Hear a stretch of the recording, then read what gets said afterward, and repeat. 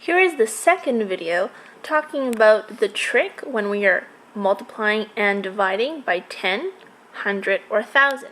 So in this video we're going to discuss dividing by these numbers. So I have again 3 examples to give you of how this trick works. The first one I'm going to do is 86 divided by 100. So in this case, we know that we need to be moving the decimal. But here we see our number does not actually have a decimal. But do you know where it is technically? Here? Here? Yeah, that's it, right there.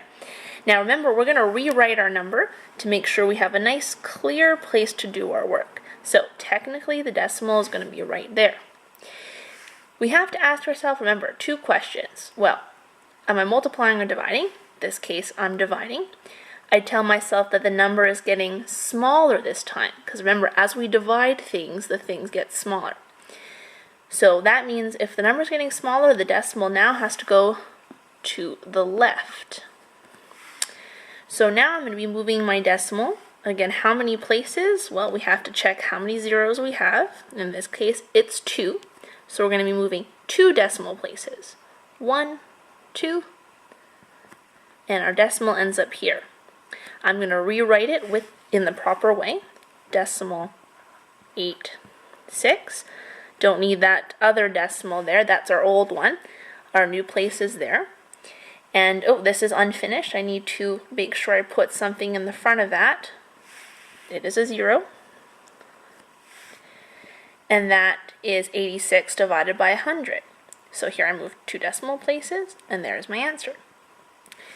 Our second example is going to be 7 5/10 divided by 10. And the trick is here again. I'm going to write my number. I'm dividing. I know my decimal is going to the left. And I know it's going to the left 1 place because I have 1 0. So here's my jump. 1 spot. My new number is decimal 7, 5. Oh, just like the first one, I'm going to need a 0 there. And that was the quick way to do it right there.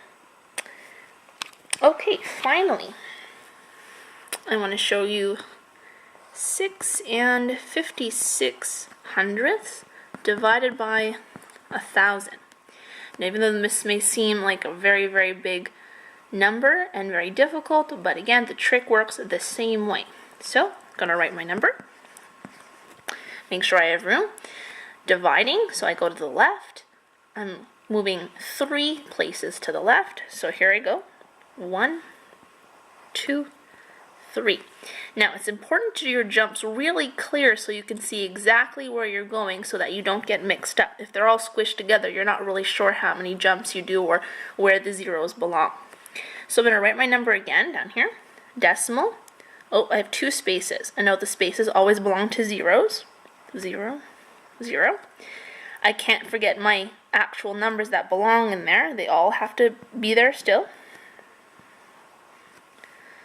Okay, so decimal 00656. And then, because I have a decimal here, I need to put a 0 in the front. And that is a very, very, very tiny number that we don't even really work with in grade 5 or 6. But even so, that's just how the trick works anyways. So anytime you have an example like this of dividing by 10, 100, thousands, no matter how big or how small the number is, the trick is always going to work the same. And that's how you do division trick with tens, 100, and 1,000.